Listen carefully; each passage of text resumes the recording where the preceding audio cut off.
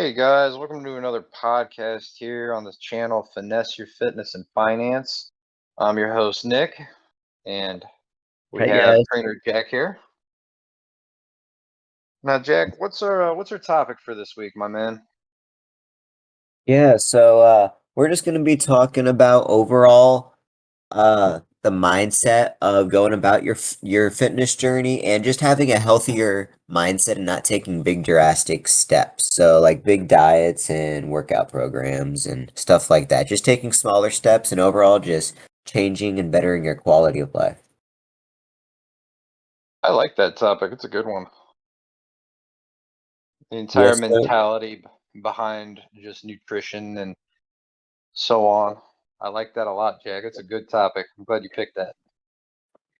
Thank you. I feel like there's a certain way that you should there's no certain way to go about your fitness journey, but I definitely think there's a few foundations that you should develop before you just start getting deeper and deeper, because a few small steps and just few small habits, that healthy habits that you can develop, can really just carry you a long way.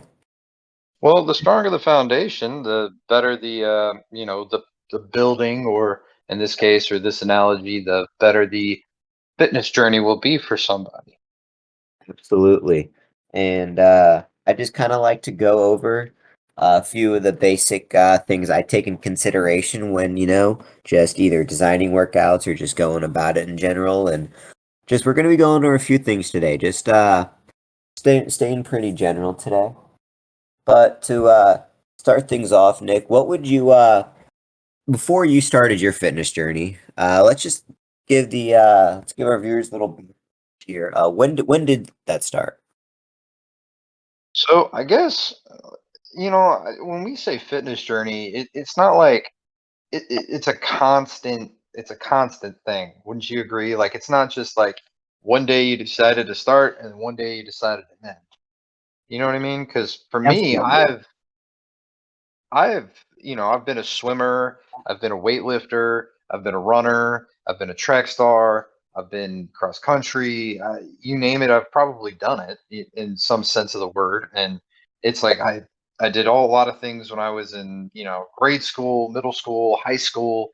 But for me, my most recent step with my fitness journey was just trying to, like, I was getting, it was my last semester in college, and I'm sitting there and I was like, man, I am really not liking the way that my body just feels all sluggish. And I just decided, you know what, time to hit the gym. Time to get my priorities straight. And I, you'll be happy to hear this. I've been keeping track in a little notebook, and it is on week 54. I actually went to the gym tonight, Jack, and I did leg day, and you should be proud of me. I was doing personal PRs today, and it was like, holy hell! I love it. I And love it. I started week 54, and I mean, not all the weeks are consistent or great, but it's all about just trying to keep that mentality of hey, we got to go to the gym when you have a free time, instead of eating the crackers or the chips or sitting on the couch and watching a movie. You go to the gym.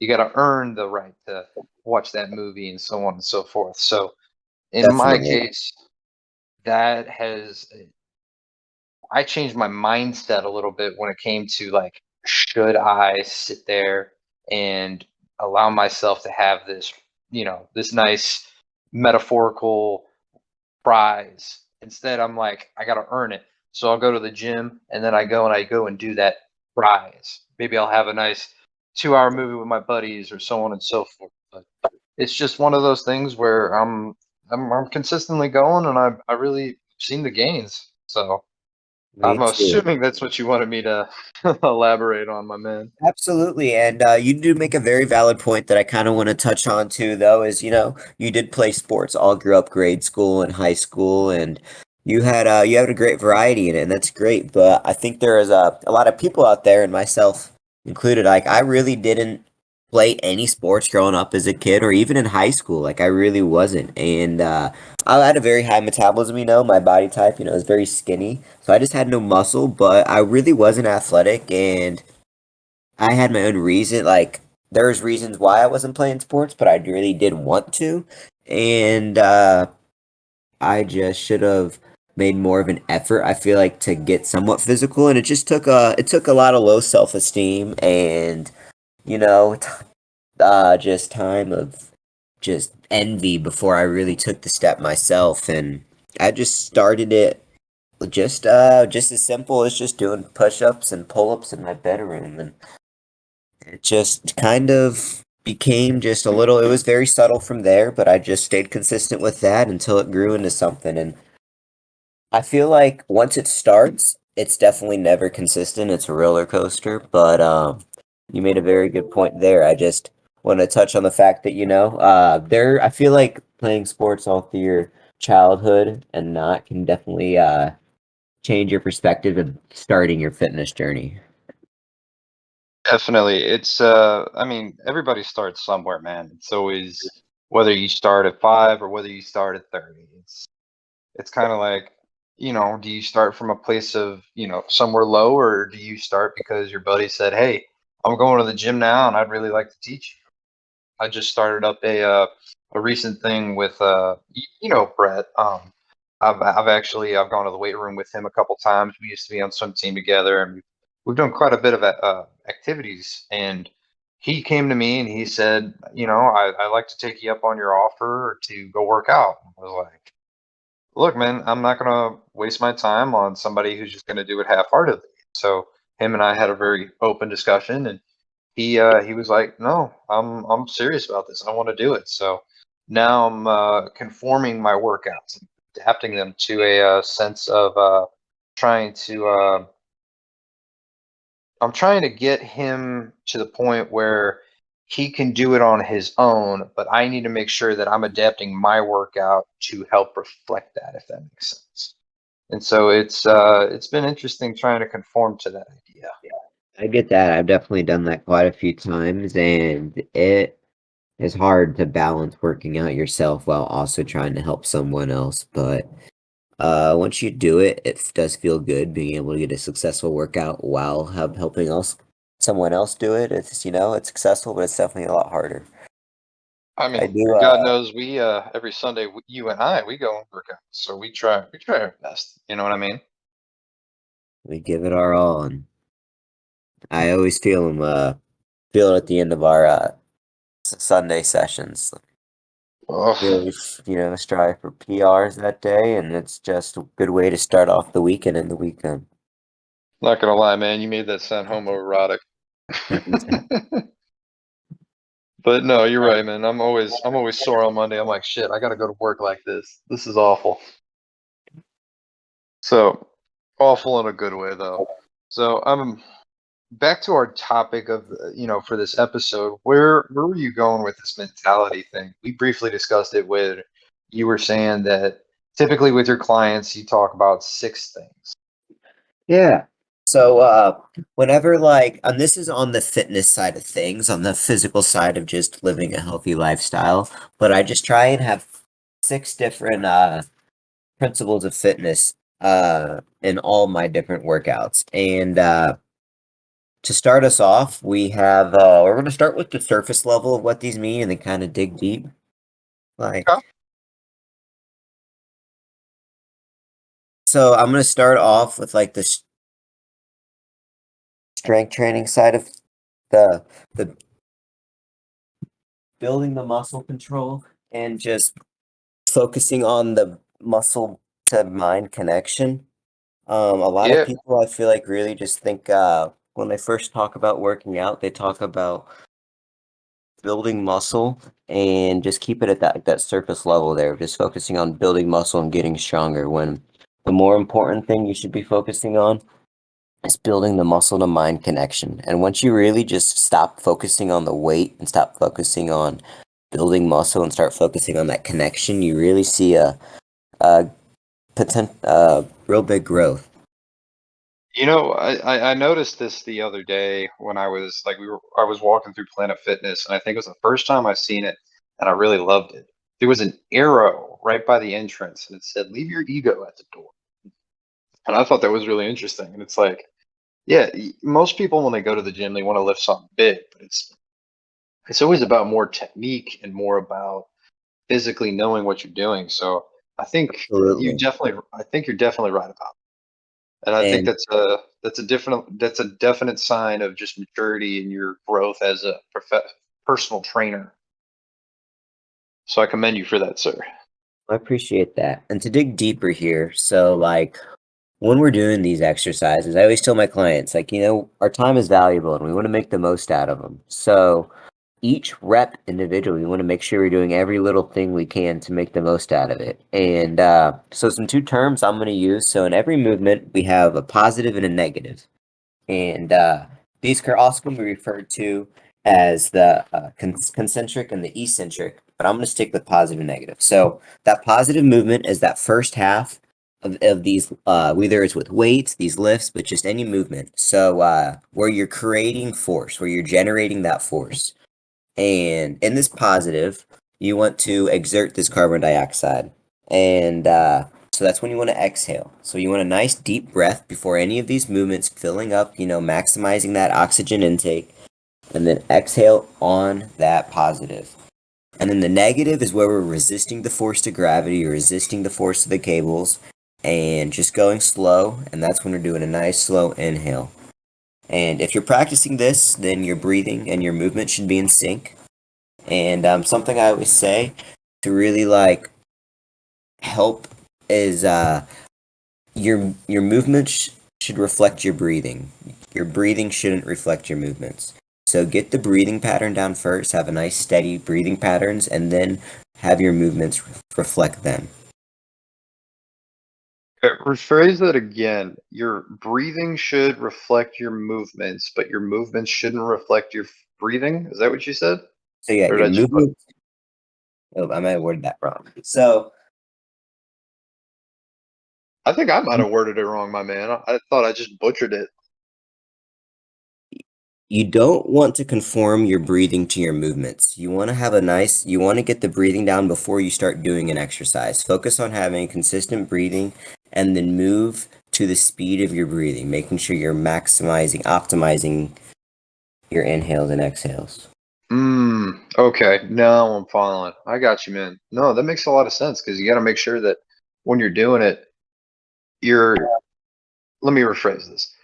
I have noticed, and you've told me this in the past, when I go and I lift weights, it is so much easier when I have my breathing down. I can lift more and I have better endurance You simply really because I'm can. getting And that oxygen to my muscles. absolutely. And it's really important to highlight the breathing in the beginning because there's a lot of people out there who do practice improper breathing patterns. And that's something I want to touch on because they are developed at a very early age. And a lot of people really do practice them. It's so when you're young, we obviously learn breathing subconsciously at a very, very when we're born. So it's not something we ever think about. But our diaphragm, which is a muscle right at the kind of the top of our stomach, is that's what is responsible for our breathing. So our stomach should be expanding and contracting, and our stomachs should be going in and out. And a lot of people at early age will start to develop chest breathing habits, and either is it because either it's a subconscious thing and they just or they don't like to see their stomach going in and out. It's never an attractive thing, and society definitely has some just messed up perceptions of beauty and not being able to have bellies. So, just really identifying that we're breathing through our stomach and optimizing the diaphragm is just important. And to follow through into our next principle, burning fat. We really want to, that's a very high priority for a lot of people. That's what starts their journey into the gym, possibly, or it's always just an important factor. And we just want to go at it with the mentality that we want to optimize the way we metabolize fat and just really take advantage of our metabolism's cycle instead of just focusing on burning as many calories as possible, by doing more exercise. So, and a way we can do that is having good breathing patterns because our body cannot metabolize fat without any oxygen. And it's impossible. And when we're working out, we need a lot more oxygen, and just getting as much as we can is going to maximize the efficiency of burning this fat. Okay, I mean that makes sense. I mean, in general, you gotta have oxygen for just about everything. So yeah. And another thing I kind of want to touch on with the burning fat is there's a very common misconception out there that cardio is the number one best way to burn fat. And there's been many studies on it, and studies have all come up with the conclusion that the best way, regardless of body type, regardless of a lot of factors, is to have a proper balance of cardio with strength training, with some type of resistance training. Having a good balance of the two is always going to optimize the amount of fat just burning fat and just really seeing a decrease in our body fat percentage.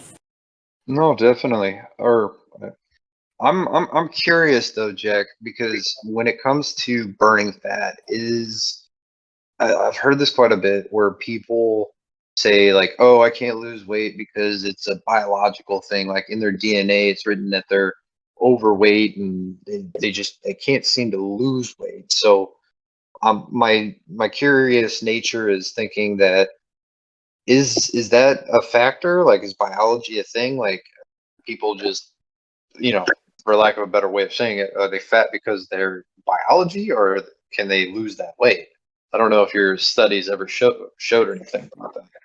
Well, of course, biology and genetics is a major factor of everybody's diet metabolism. But it's also not the only factor. And a lot of people would like to highlight, on that being the biggest factor because it probably is. And I really can't speak too much, on, say, different diseases like, the diabetes. And we're not going to get it into like the specifics of that. But absolutely, like they are a major factor there. But again, they're not the only one. And, there is definitely ways you can go about increasing, either is it your levels of physical activity or just your diet. There's always other factors to highlight, but we also don't want to be insensitive to how big of an impact and how much harder it makes it on them. Gotcha. I mean, that's definitely another episode right there, like where we just have to do some research and just kind of see, and kind of explain to our audience the different diseases, like what they do, blah blah blah. Because I know for a fact, like, I learn things all the time about diabetes, insulin, and all of that stuff. And we could do like an entire episode just on that alone. But we're getting off topic. Get back to what you were saying earlier. I apologize, Jack. My mind No, was curious. no worries. So we're talking about optimizing our fat burning through that breathing. Our last podcast episode, we talked about all the different styles of training and a lot of low impact and a lot of low intensity styles of cardio. So, just having a good variety of our low intensity cardios is going to be good and a variety of everything. But moving on to the next two that I feel like a lot of people overlook is flexibility and then balance. And these two are extremely important, just as important as the first two, and if not more so outside of the gym, just in as we grow older, especially once we reach that point of start, just degenerating and just becoming losing all these different skills, you losing our balance, letting our muscles tighten up and Oh, becoming I'm flexible. looking forward to that. Oh boy, getting old.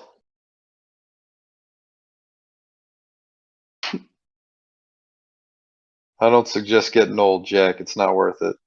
No, so I've been told, but we don't use that term, and that's not getting older, it's getting wiser.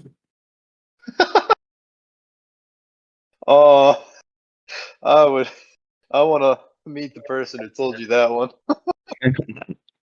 Uh, yeah, I think you may have my grandma, but so going into this, I'm sure as a lot of people do know, it's important to stretch before we work out, and there's always a risk of injury. There's always a risk of tearing something, and lots of different risks to the tendons and the muscles and just all different parts of the body when we're working out. And Stretching can drastically decrease the risk of injuries in the gym and again outside the gym. It's important that we stay mobile and that we stay alert and just be able to live the best quality of life and not let age take as big of a toll on us as it does because there's no stopping age, but we can at least slow down the effects, right? That is true. I mean, eventually at some point your body just it hits that wall and it's just like you just don't have the metabolism you had once had, or you don't have the, the reach. Maybe you had like an injury when you were little. Eventually at some point your body catches up with you and you grow 2 inches shorter, so on and so forth. And it's a whole list of things. So you're right. It's You can slow it down, but eventually you will hit it again. Absolutely, but again, we just got to make the most of it and still just consistency, and practicing these things. So, getting into how we can implement these in our workouts, and not even just in our workouts, but in life in general, of course. So, stretching is something, it's a great way to start your morning. I know a lot of us don't have that time to stretch the morning, but at least in the beginning of our workouts, we're getting a good stretch in. A lot of gyms, whether you're at gyms or you are at home, they'll have resistant bands, and resistant bands are an excellent, easy tool you can use to help stretch.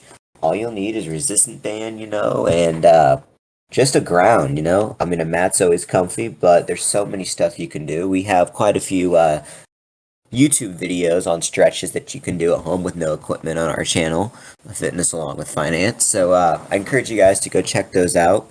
But just being consistent with it. Just even if you're in a rush, just do a 5 minute stretch before you work out, or even in the morning. Like, I know everybody gets out of bed a little more stiff than they got into it, and it really, the effects are long lasting.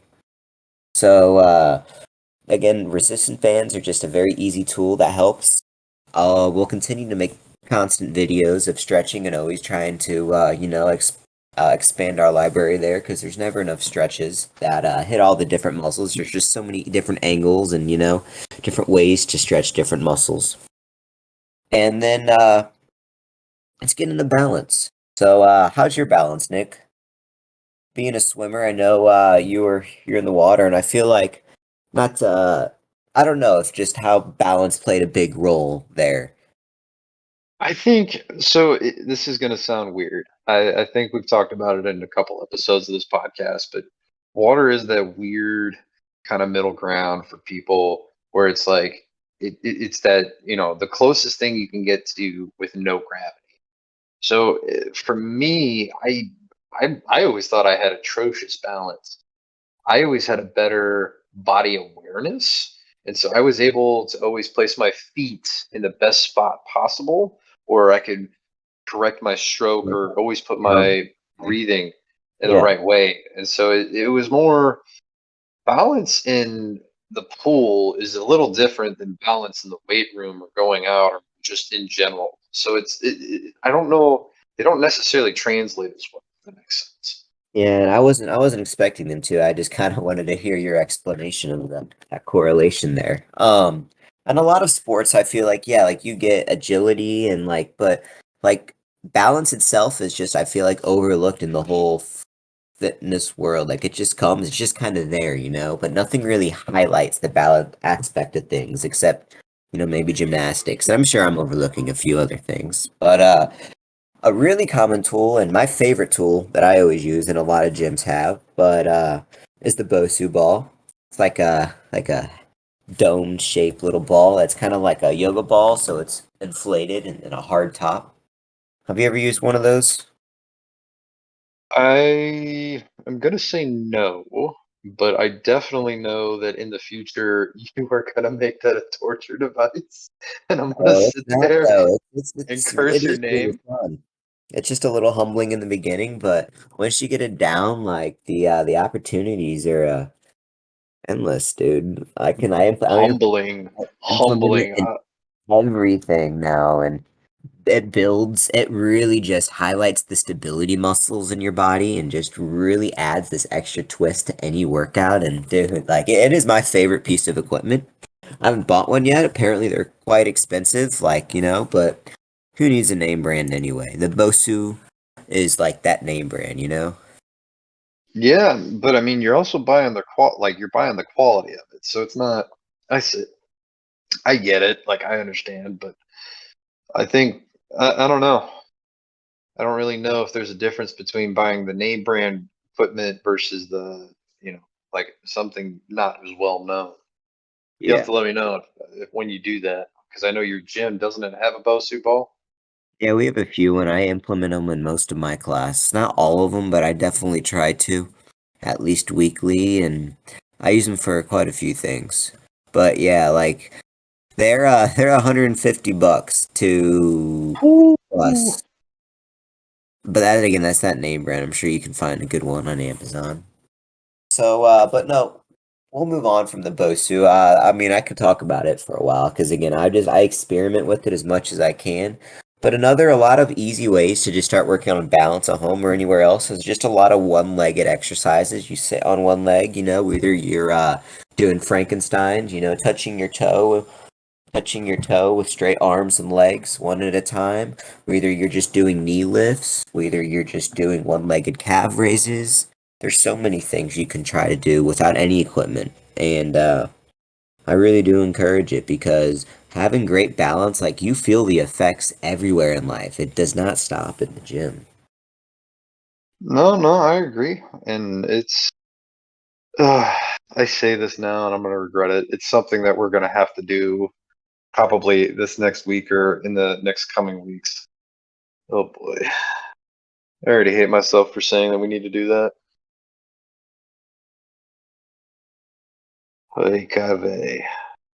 I think I know what you're hinting at, but don't stress on it. We haven't really touched on Nick's balance perspective whatsoever, so we definitely know that I'm gonna start incorporating that a lot more in our Sunday workouts. After a good old leg day of leg pressing, and then just starting to isolate, do all the different, you know, extension and the curl. I think we might have to, start implementing some both Oh, bell swings or nothing's better for than being on that Bosu when your legs are already shaky. Another thing that I for really haven't even touched on, which I'm not before trying to you rush do that, on. Jack. Yeah. Before you do that, Jack, I want to tell our audience how badly my legs hurt after one session with you, and it was quite literally I couldn't walk for like 3 days after the fact, and it was like we were supersetting the what do they call that the not the weight machine, the leg press machine, and we were doing so much after that, and it was like, oh, I can't even No, bend so my knees. just to do a quick little overcap, we did a progressive overload in the leg press, pushing for not a your PR, but we were intending to. We just happened to stumble across your PR along the way. And then we did a press progressive overload, dropped it all the way down, and then followed it up with that superset you were talking about of some quad extensions with some hamstring curls, and we did that with a pyramid set. If you recall, dropping that weight all the way down until we were shaking, doing some 25 pound extra 25 pound movements. Uh, and then what do we end off there? Do we end off with those hip abductors, adductors? Some of my favorite machines in the gym that I feel like are overlooked, but they're just I nothing. don't know, but I hurt. That You was know. all I cared about, and I know I didn't like it. And you see, the It messed up thing is sucked. that's my preferred leg day. My other leg day with the free weights and really focused on stability and balance, and that free weight leg day is that one's no joke. So that's coming up in just a few days now. Oh, fun. All right, let's we'll get back to what you're saying. I'm gonna pray to a So God and try and hope I live after this Sunday. I mean, balance, it's not just about having, like, not falling over and being able to feel comfortable while you're doing these movements. It all is centered around your ab control. And if you haven't noticed, ab control and just breathing are common factors with a lot of these things. But building a good foundation with your core is going to tremendously help the balance because that's what really that's where that's like that center of gravity is in your body, and your abs just control. They are the key. Yeah, So you got to have a strong core to do just about anything in the gym. So, yeah, oof. because again, it's all about the foundation. If you don't have that core, you're not going to have a good posture. You're going to lead to lower back pain and just a lot of other negative factors. So yeah, that's balance and flexibility. On to the final two. Not to say these are any less important, but I spend less time implementing them in my workouts, though I definitely do. And to state, starting with reflexes. And this is a really important one outside of the gym, as you guys already know. And it's something that a lot of people don't ever think about improving until, they make something happen. Whether they're hit by a car, they're in a car accident, they're hit with some type of ball or something, and just being able to react well under pressure is just really important. Yeah, most definitely. I mean, all the little stuff does matter.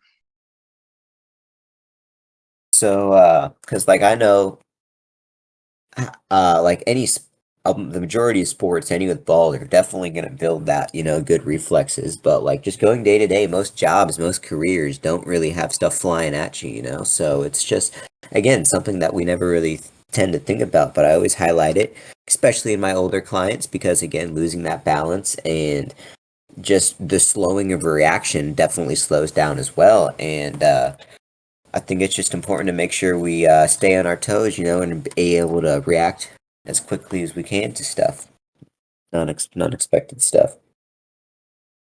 Most definitely. Now, Jack, I think we're starting to get to the end here. I'm thinking we're going to have to make this episode here a two-part. So I believe, I know you, I don't know. Did you have any more things you want to discuss, or do you think we can put that in the next episode? Absolutely, I think we should start off part two with my last principle of fitness, and then continue from there. So, guys, I thank you for listening, and I will see you guys on that next episode. Yep. Have a good one, y'all. This is Nick and Jack signing out.